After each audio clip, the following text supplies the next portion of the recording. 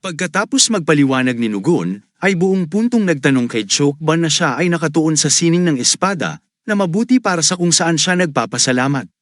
Ngunit sinasabi ni Jaiho na ang Majesty of the Swords ay hindi pa umaabot sa antas ni Nugon. Sinasabi ni Jaiho na si Ban ay hindi dapat gawin kung ano ang ginagawa ni Nigon. Hindi naman sa dahil ayaw niya, ngunit dahil hindi niya nagawa. Sinabi ni Jaiho na ang mga peking galaw ay hindi masama, ngunit ang mga ganong uri ng galaw ay para sa mga nakarating na sa mas mataas na antas ng pagiging master. Sinasabi ni Jaiho sa kanila na nawawala sila sa simpleng mga batayan ng pagiging master, at kahit na ito ay sa sining ng espada o sa mga teknik ng paggalaw. Ang mahalaga ay hindi kung ano ang ipinapakita sa labas, kundi ang kakayahang magpahayag sa kanilang opponent ng may kaunting epekto, o kaya nilang magtanggol ang kanilang mga sarili. Pagkatapos nito, nagsimula na silang mag-ensayo muli. At sinabi ni Jaiho na hindi niya ibig sirain ang kanilang kalooban, ngunit nagpapasalamat siya sa kanila upang maabot nila ang kanilang potensyal. Kailangan niyang maging isang mahigpit na guro. Sa isip niya, gumagawa sila ng mabuti, at nag-iisip siya ng mga bagay-bagay ay nagawa naman nila sa maikling panahon. Nang biglang nakita ni Jaiho si Hiwang na nag-ensayo ng husto. Sinasabi niyang sila ay nag-e-ensayo ng husto. Nang sinabi ni Jaiho na siya ang pinakamahusay at nag-e-ensayo ng husto, bigla siyang umiyak sa tuwa si Hiwang. Iniisip ni Jaiho na kahit anong tingin niya kay Hiwang, siya ay isang guns pa din, at ang mga bagay na yon ang nagpapaningning sa kanya. Kahit paano niya tinitingnan niya si Hiwang na mabuti. Bigla, nakita nila na malapit na silang makarating sa Hinam Islands at sinasabi ni Jaiho ito ang lugar kung saan naroon ang pamilya ng kanyang ina, ang Hiname Faction Residence. Pagdating nila sa isla, naramdaman niya ang sobrang init ng panahon. Kaya't sinabi ni Choban at Nugon na habarin niya ang kanyang damit tulad nila, ngunit sinabi niyang ayos lang siya. Sinabi ni Ho na kahit gaano pa kainit ang panahon, hindi siya maghuhubad. Kasabay nito, sinabi ni Hiwang na kung maglakad sila papuntang Mount Suji ay halos naroroon na sila sa oras. At kailangan lamang nilang maghintay ng kaunti pa. Sinabi ni Ho na hindi nila alam kung gaano katagal aabutin kung magpapatuloy silang maglakad. Ngunit bigla, napansin niyang may mga tao doon at nagtaka siya kung ang Hinam Faction ay nagsasanay. Bigla, sinabi ni Ho na sapat na ang init ng araw, ngunit may dala silang pamaypay ng mabahong hangin, ngunit tinanong ni Hiwang kung nasaan sila. Walang sagot at nagtawanan lamang sila. Sinabi ni Jaiho na hindi nila maitago ang kanilang amoy, ngunit tila sila ay lalangawin na. Sinabi ni Ho na malalaman nila kung magpapatuloy sila, at biglang may mga martial artist na hamarang sa kanilang daraanan. Na-realize ni Jiho na hindi sila pala kaibigan at nagtataka kung ano ang dapat niyang gawin. At tinanong sila ni Nugon kung sino sila, at si Jaiho ay na-impress sa kanilang pagtatanggol. Nang hindi sumagot ang mga tao, bigla na lang nagalit si Hiwang at tinanong sila kung sino sila at bakit nila hinaharangan ang kanilang daraanan. Biglang, tinanong ng pinuno ng mga taong yon kung bakit sila bumabalik, at tinanong si Hilong kung nasaan sila. Tumugon si Hiwang na iisa lang ang daan doon at sinabing tinanong siya ng lalaki ng tanong na halatang alam na ang sagot. Nang sinabi ni Hiwang na pupunta sila sa Hinam Faction, nagulat ang lalaki at tinanong ang dahilan. Sumagot si Jiho na may negosyo sila roon. Ngunit nang tinanong ng lalaki ang tungkol sa negosyo, sinabi ni Ho na hindi sila naghahanap ng asawa para magtagumpay. Kaya tinanong niya kung bakit nila siya iniimbestigahan. Biglang nagalit ang lalaki, hinugot ang kanyang espada at tinawag na insulto si Ho at sinabing sila ang Hinam Faction. At hindi natatakot sa mga pirata. Nagalit si Nugon at gusto nang makipaglaban, ngunit pinigilan siya ni Jiho at sinabing intindihin muna ang sitwasyon, dahil sila ang mga tagasunod ng Hinam. Na nangangahulugang sila ang disipulo ng kanyang dakilang lolo. Kaya't na-realize niyang ang kaguluhan ay hindi magdudulot ng kabutihan. Kaya ipinaliwanag ni Jaiho na hindi lang sila nagkakaintindihan pa. At sinabi ng lalaki na nauunawaan na nila na hindi sila mga pirata. At siya ay dumating upang kamustahin ang pamilya ng kanyang ina. Nagulat ang lalaki at sinabi ni Jaiho na ang kanyang ina ay mula sa tahanan ng Hinam. Sinabi ni Ho ang pangalan ng kanyang ina ay Yuji Hanho. Sinabi ni Jaiho na galing siya sa silangan upang bisitahin ang kanyang mga nakatatanda at ayaw niya ng gulo. Kaya pinakiusapan niya ang lalaki kung maaari niyang ituro ang tamang daan. Biglang nagsimulang tumawa ang lalaki at sinabi kay Jiho na halos napaniwala na niya siya. Ngunit tinanong niya kung totoo bang ang ina ni Ho ay mula sa tahanan ng Hinam, kung saan tumugon si Jaiho na tama iyon.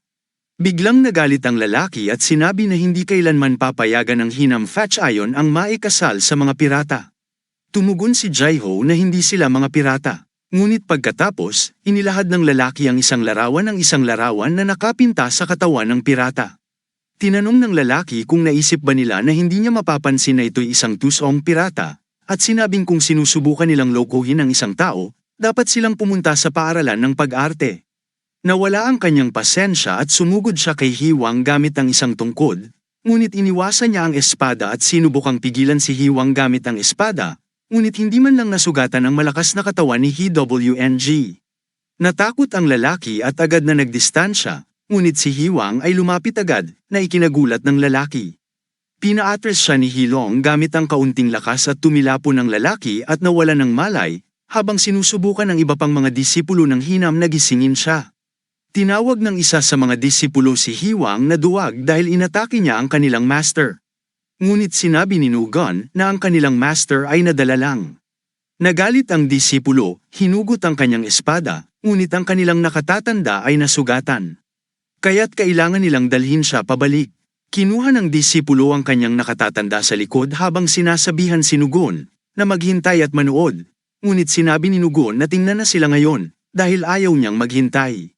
Biglang nagsimula si Jaiho na pumalakpak habang nagsasabing magaling ang ginawa nila, ngunit agad na nagpasalamat si Hiwang at sinabi na dapat niyang alam ang mas mabuti at sinabing kalimutan na yun, ngunit sinabi ni Hiwang na tinatanggap niya ang kanyang parusa.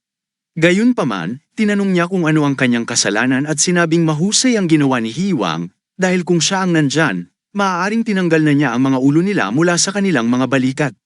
Sinabi ni Jaiho na nabasa ni Hiwang ang kanyang iniisip, na ikinagulat ni Hiwang at iniisip na ang kasanayan ni Hiwang ay isang bagay na dapat ikatuwa.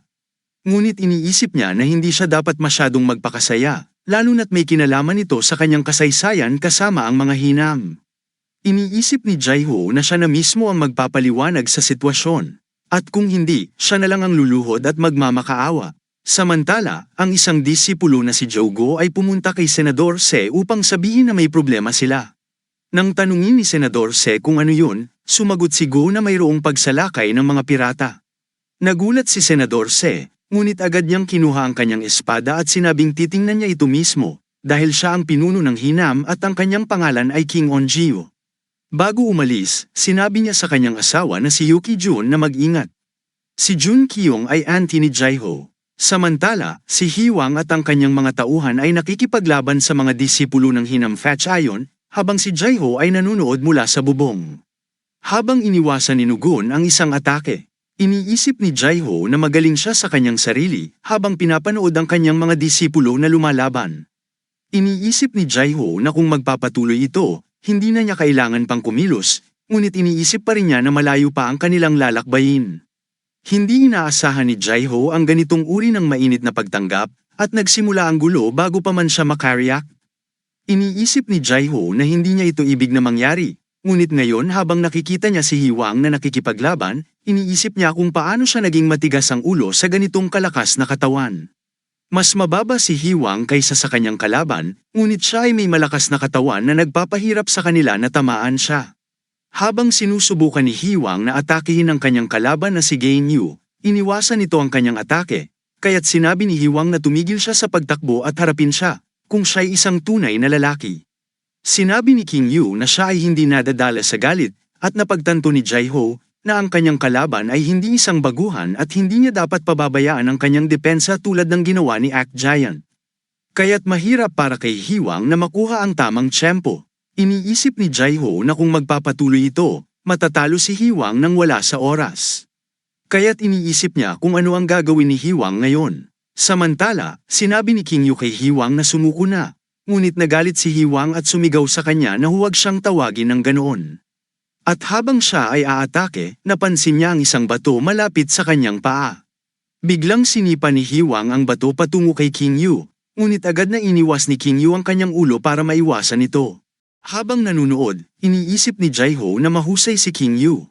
Kasabay nito, nang subukan ni Hiwang na umatake, gamit ang kanyang palakol, iniwasan ni King Yu ang atake at nabasag ang pader sa likuran niya.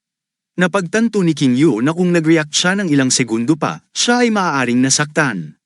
Biglang napagtanto ni King Yu na si Hiwang ay nasa likod niya, at sinabi ni Hiwang sa kanya na lumapit ulit upang matapos na ang laban. Sinubukan ni King Yu na magsalita, ngunit siya'y nauutal, kaya tinanong siya ni Hiwang kung ano ang hinihintay niya. Sa nanginginig na boses, sinabi ni King Yu na nasira ang estatwa ng Hirayan na isang Sea Dragon.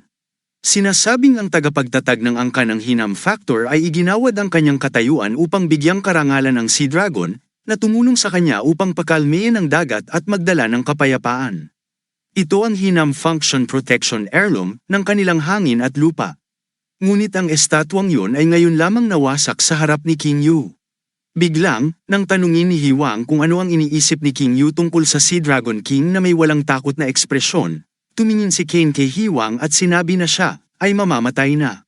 Sinabi niyang siya mismo ang papatay sa kanya at babayaran niya ito ng kanyang buhay. Ngunit sinabi ni Hiwang na siya ay baliw at hindi niya siya maaaring patayin. Samantala, iniisip ni Jaiho na may kakaiba sa batang si King Yu. At habang sinasabi niya ito, gagamitin niya ang Thought's Blade na siyang sining ng espada ng kanyang pamilya. Iniisip niya kung paano niya nalaman ito. Biglang, inilabas ni Jaiho ang kanyang busog at agad na tumakbo upang pigilan siya. Dahil sa bilis ng mga pangyayari, maaari nang mapunit ang katawan ni Hiwang. Si King Yu ay malapit nang saksakin si Hiwang, ngunit agad na pinaputok ni Jaiho ang kanyang pana, na sumire sa espada ni King Yu, dahilan upang siya ay matamba sa lupa. Nakita ito ni Hiwang bilang isang pagkakataon upang siya ay saksakin, ngunit nasira rin ni Jaiho ang kanyang palakol at sinabi niya na tumigil na ang dalawa. Ngunit sinabi ni Hiwang na hindi pa tapos ang laban. Pinatahimik siya ni Jaiho at sinabi na tumigil na siya. Pagkatapos ay tinanong ni Jaiho si Hiwang kung nakalimutan na ba niya kung nasaan sila at kung sino si Jaiho. Kaya't agad siyang humingi ng paumanhin at sinabi rin ni Jaiho kay Cain Yu na tumigil na rin. Tinanong ni Cain kung siya ba ay nagbibiro, ngunit tinawag siya ni Jaiho na bata at sinabing matigas pa rin ang kanyang ulo. Kaya't nagalit si Cain at tinanong kung sino ang tinatawag niyang bata, at sinabing hindi siya isang simpleng pirata na dapat baliwalain. Gayunpaman, si Jaiho ay ngumingiti lamang, iniisip na ang ugali ng batang ito ay pareho pa rin. At habang papalapit siya upang sabihin kung sino siya kay, biglang dumating si Lee Jae-yong sa harap ni Cain at binalaan si Jaiho na huwag nang lumapit pa. Sinabi ni Jae-yong na siya ay mandirigma ng pangunahing sangay ng Hinam factions at tinanong kung sino si Jiho upang magdulot ng kaguluhan sa teritoryo ng Hinam.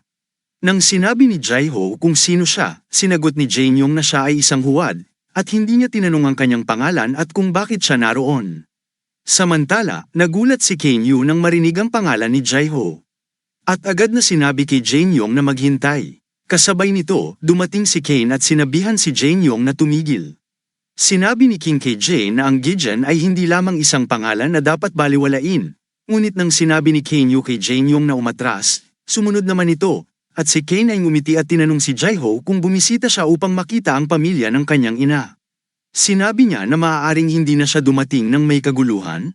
Yumuko si Jaiho sa kanyang tiyuhin at sinabi sa kanyang tiyuhin kung kumusta siya, na sinagot niya na maayos naman siya hanggang sa mga oras na yon. Humingi ng paumanhin si Jaiho at sina Cain Yu at Jae-yong ay natutuwa na sinabi na walang nasaktan, ngunit nang tingnan niya ang nasirang estatwa ng Sea Dragon, siya at ang iba pang mga nakatatanda ay nagulat. Ang mga nakatatanda, na nagulat, ay nagtanong kung paano ito nangyari at si Jaiho ay naramdaman na siya ay nasa malaking problema. At ngayon ay talagang madidiin siya. Nang tanungin si King Jiho kung siya ba ang may kagagawa nito, sinabi ni Jiho na naniniwala siyang ang labanan sa pagitan ng underling at ng maliit ang naging sanhi. Ngunit sinabi ni Jaiho na siya ang may pananagutan at humingi siya ng paumanhin. Nagulat si Cain at tinanong kung talagang siya ba ang kanyang big brother Ho. Sinagot ni Ho na siya nga ito at sinabi na ilang taon lamang ang lumipas at hindi na siya nakilala ni Cain, kaya't agad siyang humingi ng paumanhin. Ngunit biglang sinabi ni King Jiho na hindi yun ang mahalaga ngayon, at ang mahalaga ay kung ano ang naging sanhi ng lahat ng ito. Nang tanungin ni King Onggi kung ano ang dahilan ng lahat ng ito, kinakabahan si Cain Yu, ngunit sinabi ni King Onjayo na huwag magatubili at sagutin kung ano ang sanhi ng labanan. Gayunpaman, sinabi ni Ho sa kanyang tiyuhin na hayaan siyang ipaliwanag ang sitwasyon, at ipinaliwanag niya ang lahat ng detalyado. Habang nakikinig ang pamilya at ang iba pa, mas lalo silang naging seryoso. At si Cain Yu at ang iba pang mga disipulo ng Hinam ay hindi magawang itaas ang kanilang mga ulo. Sinabi ni King Onjio na ito ay isang malaking pagkakamali at tinanong kung kailan nagsimula ang hinam na maging kainahinala sa kanilang mga panauhin. Humingi ng paumanhin si Jaiho at sinabi na dapat siyang nagsumikap ng husto upang malutas ang hindi pagkakaunawaan, ngunit sinabi ni King Onjio na hindi ito kasalanan ni Jaiho dahil walang sino man ang makakaya ang ganoong uri ng insulto at manatiling kalmado. Sinabi ni King Onjio na kasalanan ito ng mga tao ng Hannam na bulag at nagkakaisa upang hindi makita ito bilang isang mahalagang bahagi ng kanilang tradisyon. Sinabi ni King Onjio na nakakalungkot makita ang estatwa sa ganoong kalagayan, ngunit tapos na ang nagawa. Muli, humingi ng paumanhin si Jaiho at sinabi na ang nagawa ay nagawa na. Biglang sinabi ni Lee Jae-yong na kahit na ito ay isang hindi pagkakaunawaan at sila ay mahalagang bisita na may kaugnayan sa pamilya, kailangan pa rin silang panagutin para sa ginawa nila sa estatwa. Sinabi ni King Onjio na tinawag ang pari upang tumingin sa kanya at tinanong kung mayroon siyang kumpiyansa na harapin ang ama ni King Onjio na alalahanin ang kanyang ginawa. Si Jae-yong ay nakaramdam ng kahihiyan at sumagot na wala siyang lakas ng loob na gawin yun, kaya sinabi ni Onjio sa kanya na ang binata na dumating sa kanila ay ang ginamo ng kanyang biyenan na mas mahalaga pa kaysa sa sarili niyang apo. Sinabi ni Onjio na may dahilan kung bakit walang ibang pari ang naglakas loob na magsalita tungkol sa bagay na ito at sinabi na wala silang tapang na harapin ang alaala ng kanyang ama. Sinabi ni Onjio na kung may hinahanap si Jae-yong na mag-ako ng responsibilidad, siya na ang gagawa nito, dahil wala siyang lakas ng loob na gawin yun. Matapos ikwento ang lahat sa dating pinuno ng Hinam faction na si Young-gun tungkol sa insidente, sinabi niyang humihingi siya ng paumanhin sa mga ninuno, ngunit ito ay isang pagkakamali, kaya wala silang magagawa. Sinabi ni Youth-gun sa mga miyembro ng pamilya na maghanda ng isang alay para sa mga ninuno, manalangin para sa pagpapatawad, at maghanap ng mas mahusay at mas bihasang iskultor upang gumawa ng isa pang Sea Dragon. Sinabi ni Onjio sa kanyang ama na gagawin niya ito, ngunit biglang sinabi ni Youth-gun sa kanya na maghintay at sinabi na kahit maganda ang pagkakaroon ng isang iskultura, nais niyang siya mismo ang gumawa nito sa ngayong pagkakataon. Nang tanungin ni King Onjil kung ayos lang sa kanyang ama ang ganoon, sumagot siya na magiging maayos lang siya, dahil wala siyang ibang ginagawa ngayon kundi kumain. Sinabi ni Youth-gun na gagamitin niya ang pagkakataong ito upang gumawa ng isa, gamit ang kanyang sariling dugo, pawis, at luha. Sinabi ni Ho na kasalanan niya ito at humihingi siya ng paumanhin, ngunit sinabi ni Youth-gun na ayos lang at tinanong kung ang mga pirata ba ang mga pinaghihinalaan. Agad nilang iniwan ang pagkain at ipinakilala ang kanilang mga sarili kay Youth-gun. Sinabi ni Youth-gun na mukha silang bata, ngunit matangkad at malakas ang kanilang pangangatawan.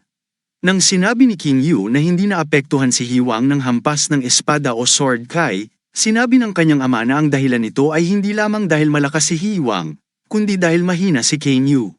Sinabi ni Yu na kung hindi lamang nakialam ang kuya, nanalo na siya. Sinabi ni King Onjil kay Yu na tumahimik at sinabi na ang martial arts ay hindi isang bagay na dapat gawing biro, lalo na ang paggamit ng mga kasanayang hindi pa niya lubos na napag-aralan. Nagulat si Ho at sinabi na napansin niyang nagsasanay si Yu ng Per Ismo Triple Unity Blade, kaya't sumagot si King Onjio na ito ay dahil sa ginawa ng ama ni Yu. Nang tanungin ni Ho kung ano ang ibig niyang sabihin, sinabi ni Onjio na 5 taon na ang nakalilipas, sa ika-7 kaarawan ng kanyang biyenan, nagmamakaawa si Yu sa ama ni Jaiho ng ilang araw hanggang sa pumayag ito at itinuro sa kanya ang mga kasanayan sa espada. Sinabi ni Yu na hindi niya alam na naroon ang Per Ismo Triple Unity Blade noong panahon na yon. Sinabi ni Yu na siya ay labis na nahilig sa mga aliw at nakatagpo niya ito ng nagkataon lamang. Nang tanungin ni Ho kung may natutunan pa si Yu bukod doon, tulad ng Heart Sutra Visualization o Wui Art, sumagot siya ng hindi at sinabi na isang sining ng espada lamang ang itinuro sa kanya.